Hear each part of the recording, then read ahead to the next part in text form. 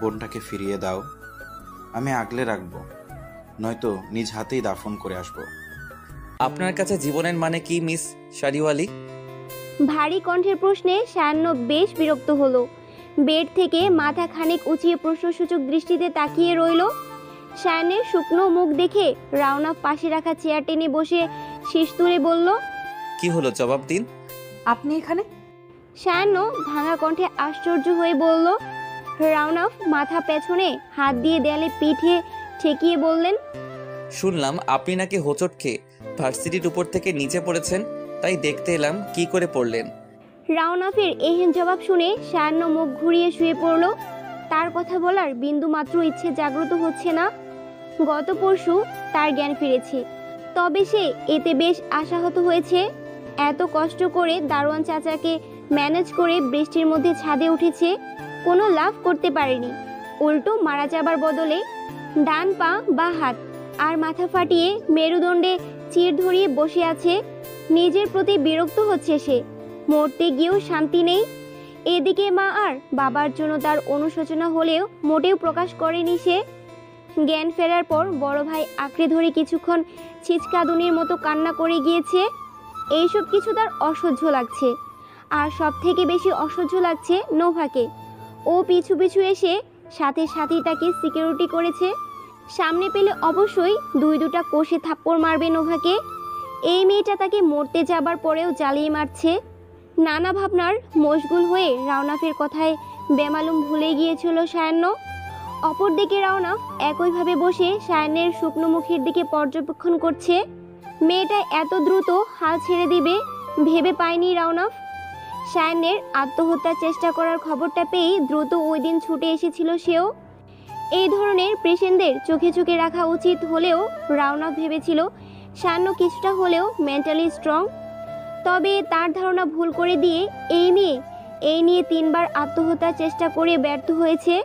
রাওনাফ সব ভাবনা বাদ দিয়ে শটান হয়ে বসে গলা খাকারি দিয়ে বলল, তা মিস শাড়িওয়ালি, বৃষ্টির মধ্যে ছাদ থেকে পড়তে রোমান্টিক একটা ফিল পেয়েছেন নিশ্চয়ই। রাওনাফের বলা কথায় কেঁপে উঠল সায়ান্ন। কিছুটা ভয় পেয়েছে সে, বেখেয়ালি হয়েছিল এজন্যই হয়তো। তবে রাওনাফের বলা কথায় ভ্রু কুচকে এলো, কুচকানোর চেষ্টায় ব্যর্থ হলো সে। মাথায় বেশ আঘাত লেগেছে, যার দরুন সম্পূর্ণ মাথা ব্যান্ডেজ করা। সায়ান্ন স্বাভাবিকভাবেই বলল, আপনি কিভাবে জানলেন? আমি সব কিছুই জানি। রাওনাফের সহজ জবাব সায়ানের পছন্দ হলো না।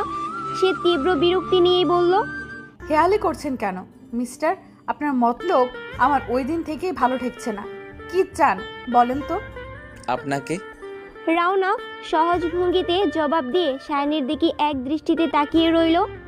সায়ান্ন অবাক হয়ে পাল্টা প্রশ্ন করতে যাবার পূর্বেই রাওনাফ সায়ানের হাত ধরে হাতের মুঠোয় কিছু একটা গুজে দিয়ে উঠে দাঁড়ালো। সায়ান্ন জিজ্ঞেস করতেই রাওনাফ পূর্বের ন্যায় আবারও দ্রুত পায়ে বাইরে বেরিয়ে হাওয়ার তালে মিলিয়ে যেতে লাগলো। সায়ান্ন বুঝতে পারে না এই লোকের এত কিসের তাড়া। হাতের বাজ খুলে সায়ান্ন আরেক দফা অবাক হয়ে বলল, আশ্চর্য লোক। রাঙা গোধূলির চকচকে আলোয় সায়ানের হাতের মুঠোয় থাকা লাল রাঙা কাগজটা রক্তিম আভা ছড়াচ্ছে যেন। সাদা দেয়ালের বন্ধ রুমে লাল রাঙা কাগজটা যেন রুমের 4 কোণে লাল রঙের পরশা বসালো। সায়ান্ন ভীষণ রকমের আশ্চর্য। সে কাগজটা ঘুরিয়ে ফিরে দেখে আবারও হাওয়ার তালে দুলাতে থাকা পর্দার দিকে তাকালো। না, লোকটাকে আর দেখা যাচ্ছে না। ভারী অদ্ভুত। সায়ান্ন কৌতূহল দমিয়ে রেখেছে। বেশ খানিক সময় পার হলো। বিছানায় রাখা কাগজটা দমকা হাওয়ায় উড়ে যাবার জন্য ছুটোছুটি করতেই সায়ান্ন আবারও হাতে তুলে নিল। লম্বা শ্বাস টেনে কাগজটা খুলবে কিনা ভাবতে ভাবতেই আনমনে কাগজের ভাঁজ খুলে চোখের সামনে ধরল সে। গোটা গোটা অক্ষরে সেখানে স্পষ্টভাবে লাল কালিতে লেখা, মিস লাল শাড়িওয়ালির জন্য লাল রাঙা কাগজে লাল কালির রক্তিম শুভেচ্ছা বার্তা। কৃষ্ণচূড়া লালের মতো লালাভ হোক আপনার জীবন। দ্রুত নিজ পায়ে দাঁড়িয়ে লাল গোলাপ সমেত আমাকে খুঁজে আপনার পাওনা লাল রাঙা শাড়িটি নিয়ে যাবার বিশেষ অনুরোধ করা হলো। ইতি লাল রঙের শুভেচ্ছা বাহক। চিঠিটা পড়ে সায়ান্ন কিয়াত মুহূর্ত ঝিম মেরে বসে রইল। সে তার পূর্ব পাশে লাল রঙের ছড়াছড়ি দেখতে পাচ্ছে। লোকটা মস্ত বড় পাগল। এমন ধরনের শুভেচ্ছা বার্তা কেউ লিখতে পারে আজ জানলো সায়ান্ন। সে মূর্তি নেই চিঠিটা দেখিয়ে চলছে। এমন ধাঁচের অদ্ভুত চিঠি ওনার মতো অদ্ভুত মানুষের পক্ষেই দেওয়া সম্ভব। সায়ান্ন যত্রতত্র ভেবে নিজ মনেই হেসে উঠল। তবে তার হাসিটা দীর্ঘক্ষণ স্থায়ী হবার বদলে মিলিয়ে গেল। বাবাকে বেডের কিছুটা দূরে দাঁড়িয়ে থাকতে দেখে সে কোনো প্রতিক্রিয়া না দেখিয়ে পাশ ফিরে শুয়ে পড়ল। জামিল সাহেব মেয়ের এহেন আচরণে বেশ মনক্ষুণ্ণ করলেন। তবুও সে মেয়ের পাশে এসে বসলেন। মান অভিমানের পালা যেন আজ আকাশ ভেঙেও পড়েছে। মেয়ের মাথায় হাত দিয়ে চোখ ভেঙে কান্না করে দিলেন জামিল সাহেব। নিঃশব্দ হাসি যতটা সুন্দর মানায় মুখে, তার থেকে বেশি ভয়ানক মনে হয় নিঃশব্দ এই কান্নার। তবুও জামিল সাহেবের কান্না উপাস ফিরিয়ে উপলব্ধি করতে পারল সায়ান্ন। জামিল সাহেব কান্না ভেজা গলায় বললেন, কেন এমন করিস আম্মা? সায়ান্ন উত্তর দিল না। তার মতো সন্তানের অধিকার নেই বাবা মায়ের সাথে হেসে হেসে কথা বলার। তার বুকের ভেতর দুমড়ে মুচড়ে যাচ্ছে। সেদিন ছাদ থেকে লাফানোর পরেও এতটা কষ্ট অনুভব হয়নি যতটা আজ বাবার করা কান্নাগুলো তাকে দিচ্ছে। তবুও সে পাষাণ হৃদয় নিয়ে বলল, আপনি চলে যান এখান থেকে, আপনাকে আমার সহ্য হচ্ছে না। সায়ান্নের প্রত্যুত্তরে জামিল সাহেবের মুখ ভার হয়ে এলো। মেয়ের সাথে দূরত্ব কবে ঘুচবে সে জানে না। তবুও সে হার না মেনে মেয়ের মাথায় আলতো হাত বোলাতে বোলাতে বলল, তোমার বাবা মা তোমাকে কখনো ফেলে যাবে না আফরা। বাবারা কখনো সন্তানকে ফেলে যেতে পারে না। আপনি যাবেন এবং আপনি পারবেন। সায়ান্ন মুখ চেপে বলল। জামিল সাহেব হতাশ হলেন। দরজার দিকে মুখ ঘুরিয়ে তাকাতেই ডাক্তার আহরার বারণ করলেন আর কিছু বলতে। জামিল সাহেব আহরারের কথা শুনে উঠে গেলেন, ফেলে গেলেন আবারও মেয়েকে। সায়ান্ন মুখ ঘুরিয়ে আবারও বাবাকে দেখতে না পেয়ে সশব্দে কান্না করিয়ে দিয়ে বলল, ওই দিনও আমাকে ফেলে চলে গিয়েছিলে বাবা, আজকেও চলে গেলে। একটু পেছন ফিরে শক্ত করে জড়িয়ে ধরলেই তো পারতে বাবা। তীব্র কষ্টেও বাক্যগুলো 304 নম্বর কেবিনের চার দেয়ালে চাপা পড়ে। সায়ান্ন আবারও পাশ ফিরে শুয়ে রইল। কেউ নেই, তার আশেপাশে কেউ নেই। সন্ধ্যার আলো নিভে যেতেই ঘোর অন্ধকার। জাপটে ধরতেই রাওনাফ ঘরে ঢুকলো। গা ঝেড়ে ড্রয়িং রুমে দাঁড়াতেই মায়ের চিৎকার ভেসে এলো রান্নাঘর থেকে। রাওনাফ মায়ের বাড়াবাড়ি রকমের চিল্লাচিল্লি শুনে উত্তর দিল না। মায়ের কাছে গিয়ে আঁচল টেনে মাথা মুছতে মুছতে বলল, এই কেসটা বড্ড জটিল মা। সারাদিন পাগলের সাথে থেকে থেকে তুমিও জটিল হয়ে যাচ্ছ। রাওনাফ মায়ের তেরা কথা শুনে হো হো করে হেসে উঠল। তার পেশাটাকে মার পূর্ব থেকে একদম নাপছন্দ খাতায় এন্ট্রি করে রেখেছে, সেটা রাওনাফ জানে। তবুও মায়ের কথায় পাত্তা না দিয়ে গম্ভীরভাবে বলল, এই কেসটা সলভ করতে গেলে তোমার ছেলেকে আরও জটিলতর হতে হবে। জটিলতর হও আর সহজতর হও, এর আগে খাবারটা খেয়ে নিও। তোমাদের দুই ভাইয়ের কাজ ছাড়া কোনো দিকেই খেয়াল নাই। খেয়াল করার জন্য তুমি আসো তো আম্মা।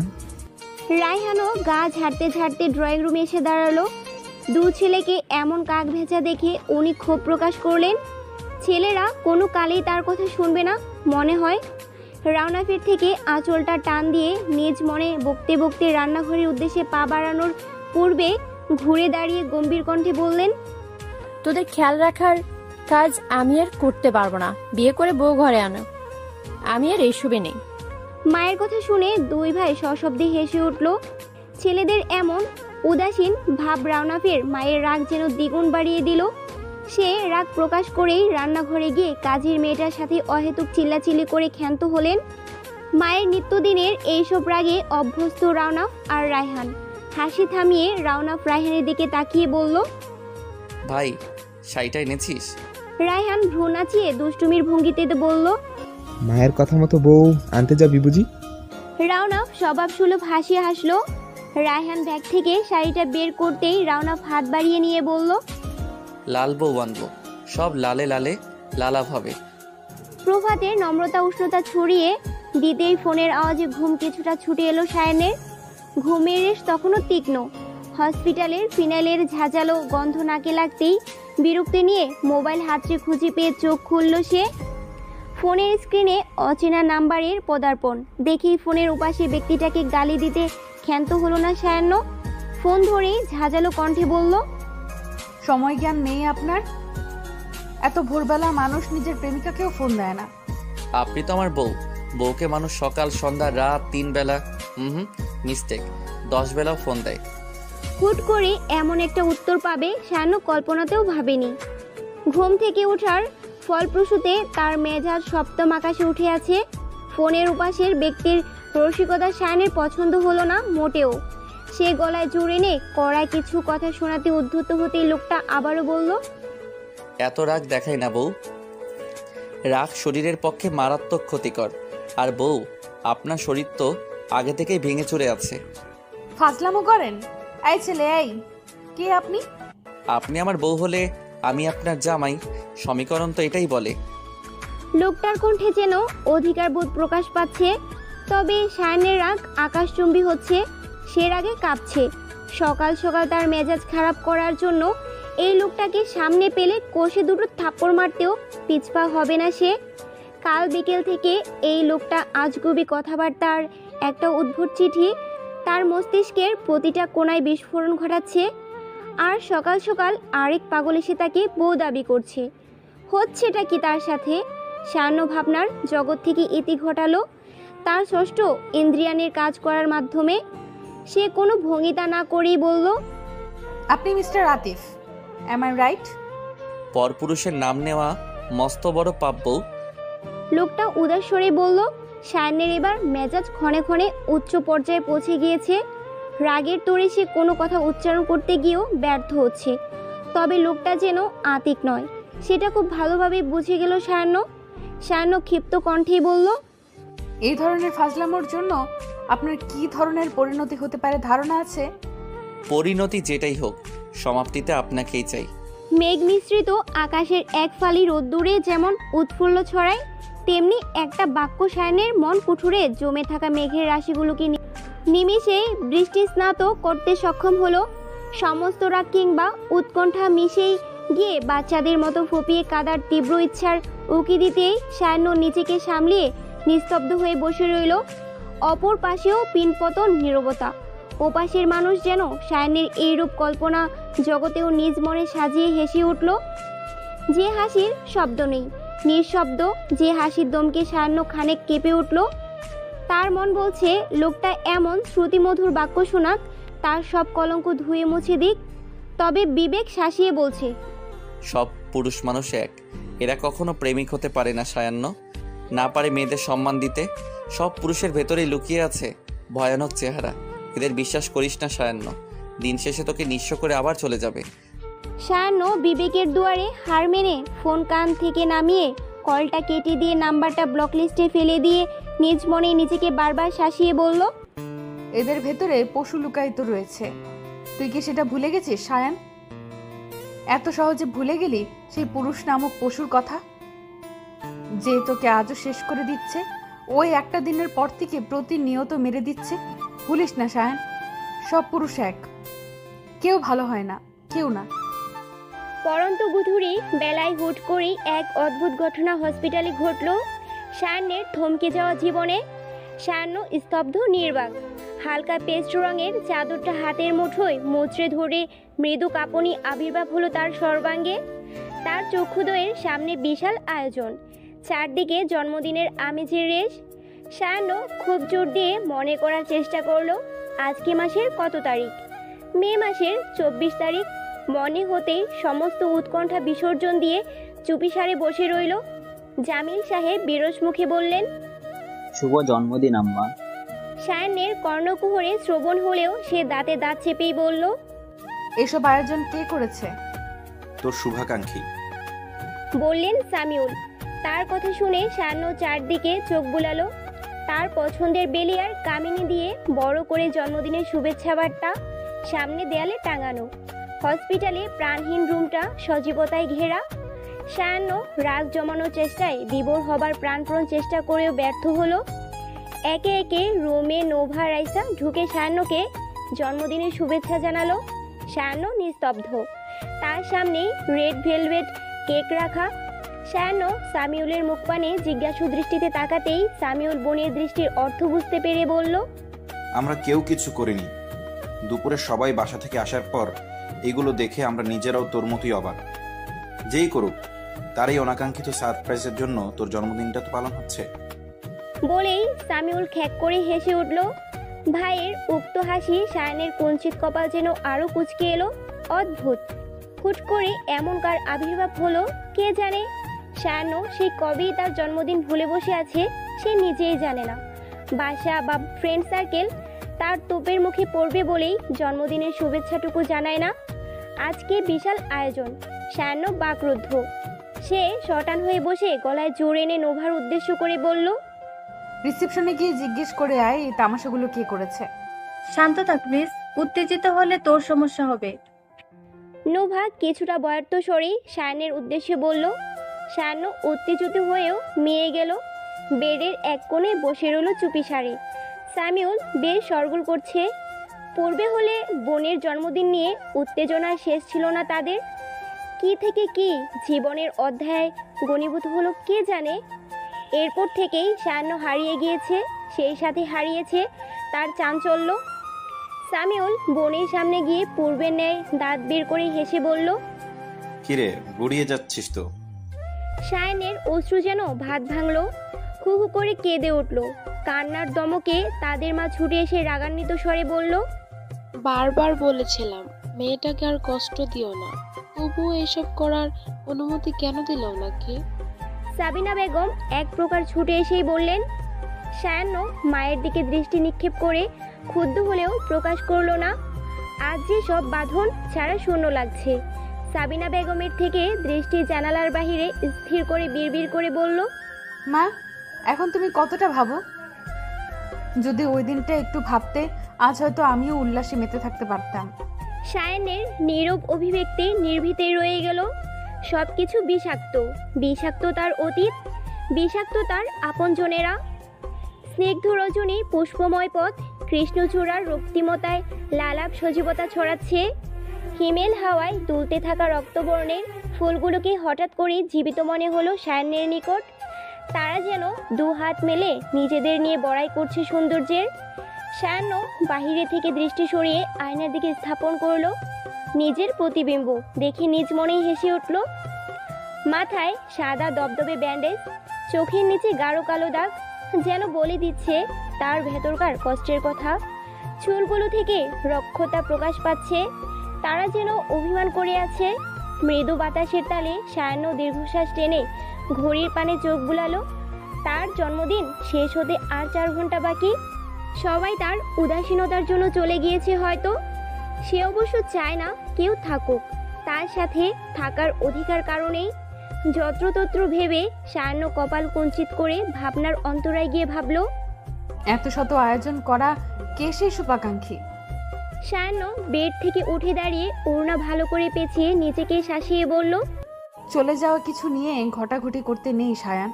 হয়তো তোর পুরনো ক্ষত জাগ্রত করার প্রয়াসেই কেউ এই আয়োজন করেছে। সায়ান্ন মৃদু হাসল।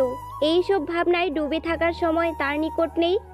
বর্তমান তার খোলা হাওয়া বুক ভরে নিতে ইচ্ছে হচ্ছে। নিজের কিছুটা জমে থাকা কষ্ট বাতাসের বুকে ভাসিয়ে দিতে ইচ্ছে হচ্ছে। ওড়নাটা আরও ভালো করে টেনে সায়ান্ন পা বাড়ালো নাম না জানা গন্তব্যে। সেই গন্তব্যের পথিক শুধু সে একা, আশেপাশে কেউ নেই, কেউ নেই। ছাদ থেকে পড়ে যাওয়ার পেশা বাদ দিয়ে এখন ডাকাতির পেশায় ঢুকেছেন বুঝি? গম্ভীর্যপূর্ণ হেয়ালির কথাটা সায়ানের কর্ণকুঠুরে পৌঁছাতেই সে পেছন না ফিরে চোখ মুখ কুঁচকে বলল, আপনি আবার? এত সহজে চিনে ফেললেন? কি ব্যাপার, আমার কথা ইদানিং ভাবেন নাকি? রাউনাপ সায়ানের পাশে দোলনায় বসে ভ্রু নাচিয়ে বলল। সায়ান্ন বিরক্তিতে মুখ দিয়ে দ উচ্চারণ করেও থেমে গেল। হসপিটাল থেকে বেরিয়ে ভার্সিটির পাশে একটা পার্কে এসে বসেছিল সে। সাজে টেমটেম স্নিগ্ধ আলোয় আর ফুরফুরে বাতাসে এই জায়গায় বসলেই বিষাক্ত বেদনা নিগড়ে বেরোয় সায়ান্নের। নিজেকে সে হারিয়ে বারবার খুঁজে বেড়ায় এখানে এসেই। সায়ান্নকে চুপ দেখে রাউনাপ দোলনা থেকে বসে পা বাড়িয়ে সায়ান্নের দোলনায় হালকা লাথি দিতেই সায়ান্নের দোলনা দুলে ওঠে। আকস্মিক দোলনা দুলে ওঠার জন্য ভরকে যায় সায়ান্ন। কপার ট্রাক দেখিয়ে পাশ ফিরে তাকিয়ে বলল, করছেন কি? কানা আপনি? রাউনাফ আবারও ধাক্কা দিয়ে নিজেও দোল খেতে খেতে পাল্টা প্রশ্ন ছুড়ে দিল। সায়ান্ন তার এহেন আচরণের জন্য বেশ বিরক্ত বোধ করছে। সেই রাত থেকে এই লোক তার পিছু ছাড়ার নামগন্ধ নেই। হুট করে সেই রাত্রির কথা মনে হতেই সায়ান্ন পা মাটিতে নামিয়ে দোলনা থামিয়ে রাওনাফের মুখপানে নয়ন স্থির করে বলল, আপনার বন্ধুকে বলবেন আমি তাকে বিয়ে করতে রাজি। রাওনাফ সামনে আবছা আধার চিত্রের দিকে মুখ করে আছে। সায়ান্ন প্রশ্নসূচক দৃষ্টি রাওনাফের আর চোখের নজর এড়াচ্ছে না। সে আবছা আলোয় মুচকি হাসল। সায়ান্ন আবারও উক্ত প্রশ্ন করতেই রাওনাফ দোলনা থামিয়ে সায়ান্নের মুখপানে তাকিয়ে বলল, আপনার বিয়ে ছাদের সাথে করা উচিত। মানে? সায়ান্ন বিষময় নিয়ে বলতে রাওনাফ হেয়ালি করে বলল, আমার ধারণা আপনি ছাদের সাথে মা নৈহান করে লাফিয়ে পড়েন অভিমান প্রকাশ করতে, যেমন একজন প্রেমিকা তার প্রেমিক পুরুষের সাথে অভিমান করে বারবার চলে যাওয়ার জন্য উদ্যত হয়। আপনি এই যে বারবার লাফ দেন তবু যেমন মারা যান না, তেমনি প্রেমিকাগুলাও প্রেমিকদের ছেড়ে যায় না। এতটুকু বলেই রাওনাফ সশব্দে হেসে উঠল। হাড় হাসির কম্পন সর্বদিক বিরাজ করছে। চাঁদের নম্র আলোয় রাওনাফের গা দুলিয়ে হাসা দৃষ্টি সায়ান্ন প্রগড়ভাবে খুঁটিয়ে খুঁটিয়ে অনুধাবন করছে। লোকটার বলা কথার তার প্রচণ্ড রাগ হলেও সব রাগ নিমিষেই দুলিশাত হলো। সায়ান্নের বাপমূর্তি রাওনাফের দৃষ্টি অগোচর হতেই, এভাবে দেখলে তো প্রেমে পড়ে যাবেন ওই সময়ের মতো। সায়ান্ন দৃষ্টি সরিয়ে অবাক হয়ে বলল, কোন সময়ের মতো? রাওনাফ অদ্ভুতভাবে হাসল। দোলনায় বসেই সায়ান্নের একদম নিকট গিয়ে বলল, আপনার ষোড়শী বয়সের প্রথম প্রেমের মতো। কে আপনি? সায়ান্ন অবাক হয়ে বলতেই রাওনাফ দূরে সরে গিয়ে বলল, অতীতের কালো অধ্যায় বাদ দিয়ে আমাকে খুঁজে বেড়ান, দেখেন খুঁজে পান কি না। দেখুন মিস শাড়িওয়ালি, আপনার সাথে আমি একটু সময় কাটাচ্ছি। খুব ব্যস্ত মানুষ আমি, তবুও আপনার সাথে বসে আছি। রাওনাফ সায়ান্নের সন্দিহান দৃষ্টি উপেক্ষা করে বলল। সায়ান্ন রাওনাফের বলা কিছুক্ষণ পূর্বের কথা ভাবছে। সায়ান্ন কানের পিঠে চুলগুলো সাবধানী হাতে গুজিয়ে প্রশ্নসূচক দৃষ্টিতে বলল, কে বলুন তো আপনি? মানুষ। রাওনাফের হেয়ালি মোটেও পছন্দ হলো না সায়ান্নের। গত কয়েকদিন যাবৎ এই লোক হুটহাট তাকে জ্বালিয়ে মারছে। সায়ান্নের রক্তিম মুখমণ্ডল দেখে রাওনাফ খানিক হাসল। সায়ান্নের প্রচণ্ড বিরক্ত লাগছে। বিরক্তিতে চোখ মুখ কুঁচকে আছে। লোকটার মতলব কি? এই প্রশ্ন করতে গিয়েও বিরক্ত হলো সে। উক্ত প্রসঙ্গে এড়িয়ে মুখ স্বাভাবিক করে নম্র গলায় বলল, আপনার পেশা কি? জেনে কি করবেন? এতদিন ধরে আমার পিছু পিছু ঘুরছেন ভদ্রতার খাতিরে, জানতেই তো পারি। বিয়ের প্রস্তাব পাঠাবেন নাকি? রাওনাফের এহেন জবাব শুনে সায়ান্নের বিরক্তির মাত্রা রন্ধে রন্ধে ছাড়লো। তার ইচ্ছে হচ্ছে লোকটাকে খুন করে জেলে যেতে, কিংবা সূর্য দালান থেকে ধাক্কা মেরে ফেলে নিজেও ঝাঁপিয়ে পড়তে। আজব লোক। সায়ান্নের ত্রুদৃষ্টি দেখে রাওনাফ আবারও হেয়ালি করে বলল, রাগলে আপনাকে লাল টমেটো লাগে মিস লাল শাড়িওয়ালি। আপনার মতোই আপনার বলার নামগুলো আজব। সায়ান্ন দাঁতে দাঁত চেপে বলল। রাওনাফ শীষ তুলে বলল, একটু নজর ফেলে দেখুন, লোকটা হ্যান্ডসামও। রাওনাফের নির্লজ্জের মতো বলা প্রতিটি কথায় চরম বিসম্মতি হচ্ছে সায়ান্ন। একটা লোক এতটা নির্লজ্জ আর বেহায়া কিভাবে হতে পারে তার ধারণা নেই। সায়ান্ন দোলনা ছেড়ে উঠে দাঁড়িয়ে রাওনাফের সামনাসামনি দাঁড়ালো। রেশমি হাওয়ার তালে দুলছে বনো ঘাসের পরশা। দূর দূরান্ত থেকে ব্যস্ত নগরীর টুকটাক আওয়াজ, মিষ্টি সুবাসে বিমোহিত চারিপাশ। সুন্দর পরিবেশের সাথে সায়ান্ন উপলব্ধি করল তার সামনে সুপুরুষের দৃষ্টিজোড়া তার পায়ের নিকটে নিমজ্জিত। অদ্ভুত সুন্দর দৃষ্টিজোড়া অভিসরণ। সায়ান্নের কড়া কথার এসে নিমিষেই ধূলিসাৎ হলো। সায়ান্ন নিমজ্জিত সেই নয়ন যুগলের অভিব্যক্তি বোঝার চেষ্টা করেও হাল ছেড়ে নিস্তব্ধভাবে পাশের দোলনায় বসে পড়ল। রাওনাফ বেশ নিম্নস্বরে ফিসফিস করে বলল, জ্বলন্ত অগ্নিশিখা নিভে যাবার কারণ কি মিস? কারণবিহীন। সায়ান্নের নিমজ্জিত কণ্ঠস্বর যেন মুহূর্তেই রাওনাফের মুখমণ্ডলের ভাব পরিবর্তন করলো। সে একরাশ মন খারাপের মেঘ জমিয়ে উদাস দৃষ্টিতে আকাশের পানে দৃষ্টি স্থির রেখে বলল, জানেন মিস, সবাইকে একই দাঁড়িপাল্লায় মাপা জীবনের সব থেকে বড় দুর্বলতা। সায়ান্ন উদ্রুত দৃষ্টি কথার মানেটা সে ঠিক বুঝে ওঠার জন্য সময় নিচ্ছে। রাওনাফের যেন আজ বড্ড তাড়া। সে সায়ান্নকে ভাবার মোটেও সময় না দিয়ে দোলনার দুপাশে হাত রেখে পেছনে মাথা হেলিয়ে দিয়ে বলল, আপনার জীবনের তিক্ত স্মৃতি যেমন তিক্ত মানুষ দ্বারা হয়, একইভাবে পৃথিবীর সব থেকে সুন্দর মুহূর্ত কিছু সুন্দর মনের মানুষ দ্বারাই পরিপূর্ণ হয়। আপনি কত ভাগ নিশ্চিত পৃথিবীতে সুন্দর মনের মানুষ রয়েছে? শায়ানের সহজ প্রশ্ন। রাউনাফ মাথা উঠিয়ে শটান হয়ে বসল। অবিকল সুন্দর সুপুরুষের কাঠামো তার দেহভঙ্গি। সাজবাতির টিমটিমে তারার মতো জ্বলছে রাউনাফের বাঁ হাতের ঘড়িটি। পরে থাকা ধূসর রাঙা শার্টটা খুব যত্নে গুছিয়ে রাখা প্যান্টের মাঝে। কোনোই পর্যন্ত হাতাটা গুটিয়ে শুকনো ভাতে ভাঁজ করে রাখা যেন। ক্লিন সেফ, গালে একদম নাকের পাশে ছোট্ট একটা লাল দাগ। তিল বললে ভুল হবে, জন্মদাগ খুব সম্ভবত। মানুষটার মুখের ভাবভঙ্গি, গভীরতার ছোঁয়া। বহু বছর পর সায়ান্ন কোনো পুরুষকে পর্যবেক্ষণ করছে। প্রায় মিনিট তিনেকের মতো পর্যবেক্ষণ করে সে অত্যন্ত নিবিড়ভাবে বলল, সুপুরুষ আপনি? রাউনাফ মুচকি হাসল, কারণ সায়ানের পরবর্তী কথাটা কি হবে সে খুব ভালোভাবে উপলব্ধি করতে পারছে। সায়ান্নকে বিব্রত না করে একই অঙ্গিকে বসে রইল সে।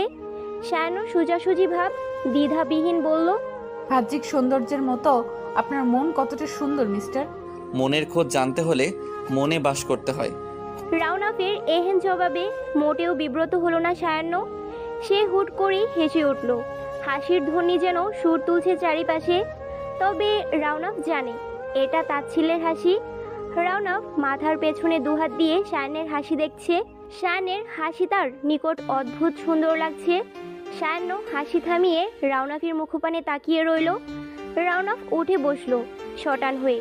তার মুখের ভাবভঙ্গি অদ্ভুত। সায়ান্ন কটাক্ষ করে বলল, মনের অধিকার নিয়ে সেই অধিকার ছিন্ন করা বুঝি খুব ভালো মনের অধিকার? এটা জানার জন্য মনটাকে দিতে হবে যে। সায়ান্ন ভাবান্তর। তার নিকট লোকটাকে পাগলের খাতায় ফেলার ইচ্ছে জাগ্রত হচ্ছে। অকপটে কত কথাই তো বলা যায়। তবে সায়ান্ন জানে সব মানুষের বাহ্যিক সৌন্দর্য থেকে কত ভয়ঙ্কর ভেতরটা। সায়ান্ন মুখ ফুটে বলতে চাইল, জানেন মিস্টার, মানুষ নিজেকে ভালো দেখায় তার ভেতরটা লুকিয়ে। তাদের ভেতরটা হয় অপবিত্র, আত্মার মতো কুৎসিত। রাউনাফ একইভাবে ঠেক দিয়ে বসে রয়েছে। সায়ানের মুখমণ্ডল রক্তিমতার ছোঁয়া আষ্টে বেষ্টে জড়িয়ে আছে। অদ্ভুত স্বর্গীয় সৌন্দর্য ভর করছে তার সর্বাঙ্গে। রাউনাফ নিজের দৃষ্টি সংযত করে বসে রইল। সায়ান্ন দীর্ঘশ্বাস ছেড়ে ফিরে যাবার উদ্দেশ্যে পা বাড়ালো। রাউনাফ তড়িঘড়ি করে বলে উঠল, উত্তরটা দিলেন না যে। সায়ান্ন থমকে দাঁড়ালো। লোকটাকে সে মোটেও বুঝতে পারে না। প্রেমের প্রস্তাব সায়ান্ন অনেক পেয়েছে, তবে এই অজ্ঞাত লোকটা তাকে কি বোঝায় সে ভুলেও বুঝতে পারে না। দমনা করে সায়ান্ন ঘুরে দাঁড়ালো। গলার স্বর খাদে ফেলে গোল গোল চোখে তাকিয়ে বলল, আপনার মনে কি চলে মিস্টার? প্রেমের জোয়ারে বইছে নাকি? সায়ান্নের প্রশ্নে খানিক ভরকে গেল রাউনাফ। সায়ান্নের চঞ্চল দৃষ্টি জোড়ার সামনে নিজেকে লুকাতে ব্যস্ত। হাওয়ার প্রবণতা মাথাছাড়া দিয়ে উঠতেই মাথার ডান পাশে ঘুরিয়ে গুনে গুনে 3 বার বড় বড় শ্বাস নিয়ে সামনে ঘুরে তাকালো। পরিস্থিতি স্বাভাবিক করার জন্য রাউনাফ বলল, শুধু প্রেমের জোয়ার বইছে না, বিয়ের জোয়ারও বইছে। সায়ানের দৃষ্টি এবার মিয়ে গেল। তবে রাউনাফের চোখে চোখ মেলে কিছু একটা খোঁজার চেষ্টা করেও ব্যর্থ হলো সে। রাউনাফ পকেটে হাত গুজে শীষ বাজাচ্ছে। শীষের আওয়াজে সায়ানের হুঁশ ফেরে। সে কথার পৃষ্ঠে জবাব না দিয়ে আবারও ঘুরে দাঁড়ালো। সে খুব ভালোভাবে উপলব্ধি করতে পারছে লোকটা তার সুযোগ নিতে চাইছে, আবার মন চাইছে সব ভেঙে চুরে খুলে বলতে। তার মনের প্রতিটি কোণায় যে জ্বলন্ত অগ্নিশিখা, যা তাকে প্রতিনিয়ত ধ্বংস করে বেড়াচ্ছে। পর মুহূর্তেই সায়ান্ন নিজেকে দমিয়ে নিজ মনেই বলল, দুর্বলতা প্রকাশে মানুষটাকে দুর্বলদের কাতারে ফেলবে। এই কথা মনে হতেই সে সোজাসুজিভাবে রাউনাফকে উদ্দেশ্য করে বলল, দয়া করে আমাকে আর জ্বালাতন করবেন না, এটাই আমার অনুরোধ। রাউনাফ মাথা ঝাঁকিয়ে সম্মতি দিল। সায়ান্ন আবারও বলল, মানুষের প্রতি আমার তৈরি হওয়া বিশ্বাস ভেঙে চুরে গিয়েছে, তবে যতটুকু বিশ্বাস রয়েছে ভাঙবেন না। আপনাকে আমার ভালো মনের মানুষ বলেই মনে হয়। সায়ান্নের কথাতে এবারেও জবাব দিল না রাউনাফ। তবে তার বলতে ইচ্ছে হচ্ছে। প্লিজ সায়ান্ন, আমাকে সবটা বলুন। নিজ ইচ্ছেকে দমিয়ে ঠায় দাঁড়িয়ে রইল সে। সায়ান্নও চুপ করে রইল। তার কথার জুলি হাতড়ে কোনো কথাই যেন বের করতে পারছে না সে কি সত্যি চায় লোকটা আর না আসুক? যত্রতত্র ভেবে রাউনাফের হাতের দিকে তাকিয়ে রইল সে। উত্তরের অপেক্ষায়। তবে রাওনাফ অদ্ভুতভাবে অবাক করে তাকে উপেক্ষা করে চলে যাবার জন্য পা বাড়ালো। চলে যাবার জন্য সায়ান্ন ঘুরে তাকালো। আজকে লোকটা দ্রুত পায়ে হাঁটছে না, তার যেন সব তারা ফুরিয়েছে সায়ানের সাথে তার অদ্ভুত সম্পর্কের রেশ। হঠাৎ করেই সায়ানের দু চোখ বেয়ে দুফোঁটা অশ্রু গড়িয়ে পড়ল। অস্পষ্টভাবে ঠোঁট আওড়ালো। আপনিও চলে যাচ্ছেন? অস্পষ্টভাবে সায়ানের কথার উত্তরে যেন জবাব এলো। মিস, রাখতে হলে থাকতে জানতে হয়, বিশ্বাস করতে হয়, ভরসা করতে হয়। আপনি তো এক পাল্লায় মেপে দূরে সরিয়ে দিচ্ছেন। আমি হারিয়ে যাচ্ছি, চলে যাচ্ছি। মেঘ বর্ষণের পূর্ব মুহূর্তে বাতাসের ছোঁয়ায় আকাশে ধূসর বর্ণ, মেঘের চাঞ্চলতায় প্রাণ ফিরে পেল যেন কোমর চারিপাশ। হাওয়ার দমকে নৃত্য করে উঠতেই সায়ান্ন আকাশের পানে মুখ উঁচু করে তাকালো। তার মনে চঞ্চলতা নেই, আছে স্থবিরতা, যেন বহুকাল বৃষ্টির ছোঁয়া লাগেনি, প্রাণ ফিরে পায়নি মন। সায়ান্ন মোবাইলের অপ্রত্যাশিত আওয়াজে কেঁপে ওঠা নয়নে তাকিয়ে দেখল অচেনা নাম্বার থেকে আবারও ফোন। সায়ান্ন ভ্রুকুচকে ফোন ধরতেই ওপাশের ব্যক্তি দ্রুত বলল, মিস, আপনি কি আবারও ছাদ থেকে লাফানোর প্রতিশ্রুতি নিয়েছেন? আপনি আবার? সায়ান্ন মুখ কুচকে বলল। গলার আওয়াজ চিনতে মোটেও ভুল হয়নি তার। সায়ান্ন অবাকার বিরক্তির সহিত বলল, আপনি আমার নাম্বার পেলেন কোথায়? পৃথিবীতে সেকেন্ডে সেকেন্ডে আশ্চর্যজনক ঘটনা ঘটে, ধরুন এটা সেই আশ্চর্যজনক ঘটনার একটি। রাওনা খেয়ালি করেই বলল। সায়ান্ন দীর্ঘশ্বাস ছেড়ে ছাদের রেলিংয়ে হেলে দাঁড়িয়ে বলল, গত 2 দিন আগে আপনাকে আমি কি বলেছিলাম? কি বলেছিলেন? রাওনা সুর টেনে বলল, আশ্চর্য লোক তো, আমাকে এত জ্বালাতন করছেন কেন? সায়ান্ন রাগান্বিত স্বরেই বলল। রাওনা কিছু দূরের একটা ফাঁকা স্থানে দাঁড়িয়েছিল, যে স্থান থেকে সে সায়ান্নকে পুরোপুরিভাবে পর্যবেক্ষণ করতে সক্ষম। সায়ান্নের বিরক্তিতে ফুটে ওঠা মুখের দিকে তাকিয়ে রাওনা মৃদু হাসল। তার ইদানিংকাল অভ্যাস সায়ান্ন। কাজের ফাঁকে ফাঁকে সায়ান্নকে বিরক্ত করা নিত্যদিনের আরেকটা কাজ তার। সায়ান্ন হলের ছাদ থেকে 2-3 বার উকিঝুঁকি দিয়ে নিরাশ হয়ে বলল, কি চাচ্ছেন আপনি? আপনাকে পড়তে। রাওনা মৃদু স্বরে বলল। আলোর ঝলকানির মতো বিদ্যুৎ দাপিয়ে বেড়ালো সায়ানের ভেতরে এই একটি কথার এসে। রাওনাকের কথার পৃষ্ঠে জবাব হাতড়ে বেরিয়ে চুপ করে রইল সে। ঝমঝমিয়ে বৃষ্টির শব্দ ছন্দ তুলতেই নোভা নিচ থেকে বাজার হাতে তাকে ডেকে উঠল। তাড়া দিয়ে বলল দ্রুত নিচে নেমে যেতে। সায়ানের ঘোর কাটতেই সে নোভার দিকে তাকালো। বাজার হাতে খোলা চুলে মেয়েটার চোখে মুখে দায়িত্বশীল বোনের ছাপ স্পষ্ট। ওদিকে রাওনাককে বেমালুম ভুলেই গেল সেকেন্ড 10 জন্য। মেয়েরা বোন, মা সব হয়, ছেলেরাও কিন্তু বাবা, ভাই, স্বামী হয়, হাতে হাত রেখে ভরসা দেয়।